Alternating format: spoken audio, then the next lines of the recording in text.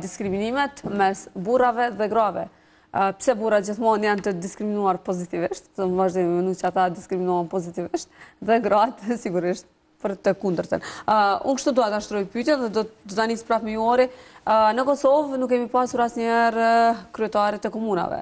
Kandidatë për kryetare të komunave në Kosovë janë vendosur vetëm në disa kur partia ka ditë sakt që në njërin nga komunat i humb zgjedhjet 100%. Në këtë rast vendosëm po pas Mimoza Kusari në Gjakov, një mandat e ka fitu Mimoza Kusari. Edhe ka kandidu për mandatin tjetër, por pastaj ka fitu zotin Gjeni. Nuk e kemi asnjë.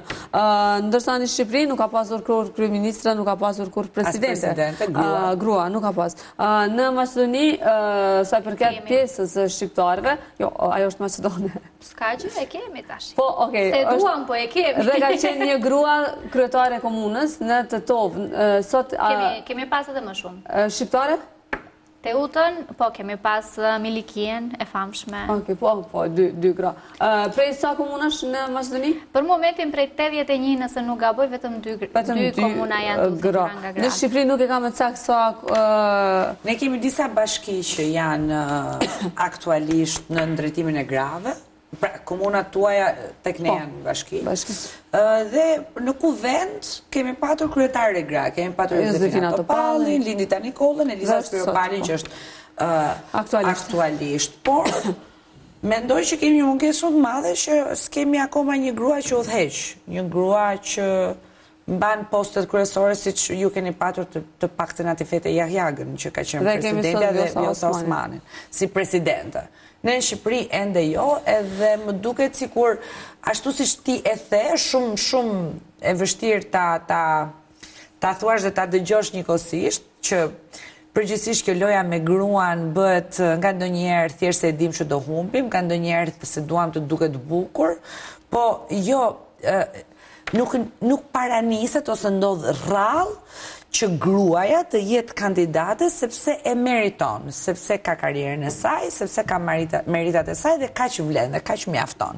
Pastaj gjithçka tjetër është një aset që mund ta ketë të shtuar edhe pse jo në fund ditës tema si bukuria është një pasaport më vete kanë qenë gjithmonë të diskutuara sot e motë dhe do jenë gjithmonë të diskutuara sot e motë. Megjithatë, unë shpresoj që ashtu si që keni bërë edhe Besa sqaroi që edhe partitë opozitare edhe partitë e tjera po luftojnë që të mbrinte kuotat 50%, edhe pse unë mendoj që kuota në vetvete ashtu siç dhe ti the është diskriminuese, pra nuk ka nevojë asnjëri as tjetër për kuota, thjesht duhet të kenë infrastrukturë të barabartë dhe mundësi të barabarta që secili t'ia dalë nëse është i aftë për t'ia dalë. Se më shumë burra, më shumë gra, po anasjelltas nuk ka rëndësi.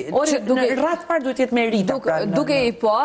Po grave nuk ju njihet merita se dua të ashtu all right. Se nuk i lihet, se është infrastruktura. Gratë më të forta politikane në botë, thotë një grua duhet të punojë për 10 që për ta marrë një 6. Një grua duhet të punojë për 10 dhe një grua nuk i lejohet të gaboj asnjëherë.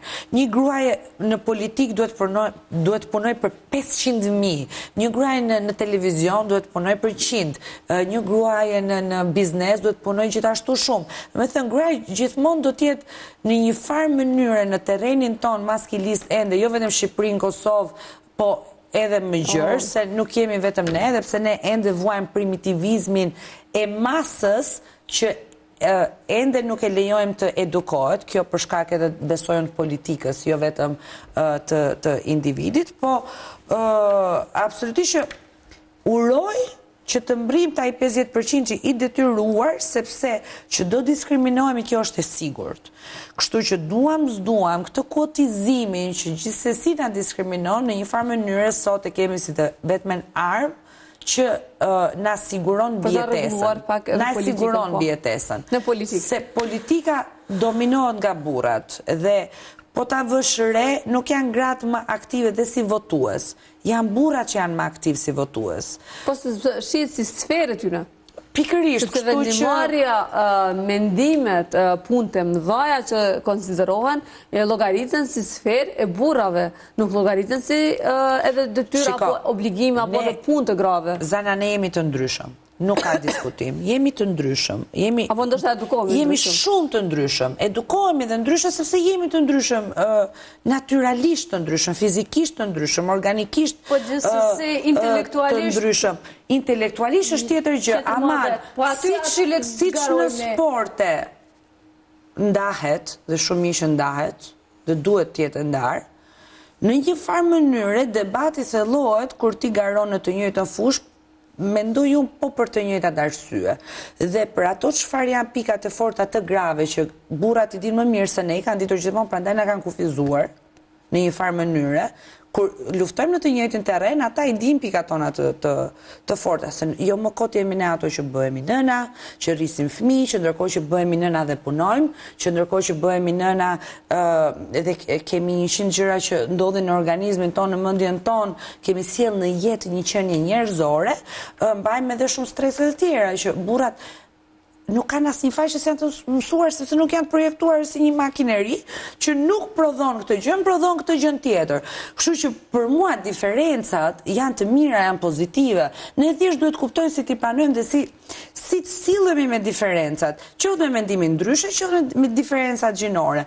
Dhe burrat duhet të dalin nga kompleksi dhe që të dalin burrat nga kompleksi janë nënat ato që në një farë mënyrë duhet të punojnë që burrat të dalin nga kompleksi, që dhe në politik mua pse marr më shumë vota mos më shohin si armikun e madh që o bobo erdhi ky gogoli tani edhe na shfarosi të gjitha mundësitë që kemi neve dhe erdhi një grua që s'duhet të jetë në sferën publike dhe politike. Jo, s'ka nevojë, shumë mirë se në fund të ditës me disa gra të afta politika do jetë më e mirë, do jetë më e bukur, ata burrat do kenë më shumë se pranojnë sepse janë të kompleksuar dhe gjithmonë kompleksi vjen nga ignoranca, nga mos informimi, nga mbyllja, nga mos harrojmë që është edhe privilegje. Po për të mbritur te privilegji, pra ti nuk e ke në vetë të parë privilegjin. Ti kompleksohesh nga gjitha mangësitë që ke, sepse do që të kapësh ato privilegje dhe ti mbash. Dhe kur vjen dikush i aftë, ti shet të rrezikuar veten tënde përbat privilegjit që po kërkon të marrësh. Pra nuk është privilegji është trofeu që duan të gjithë në një farë mënyrë. Se privilegji vlen edhe për gratë, edhe gratë duan privilegjin. Edhe ato luftojnë duan privilegjin. Për mua privilegji është edhe fakti që burrat nuk e di, punësohen më lehtë, nuk e kanë për obligim dhe nuk e marrin si obligim të rrisin fëmijët. Uahe kuros teshat një grua, për mua krejt të janë privilegje, për të ardhë pastaj të trofeu që thua ti. Janë privilegjet e më të doptit, pra ata kanë zgjedhur të ndërtojnë një botë me rregulla që favorizon më të doptin, se për ndryshe nuk do ishin kaq të privilegjuar, nuk do kishin nevojë. I forti nuk ka nevojë për privilegje, i forti është i fortë. Nuk janë të fortë?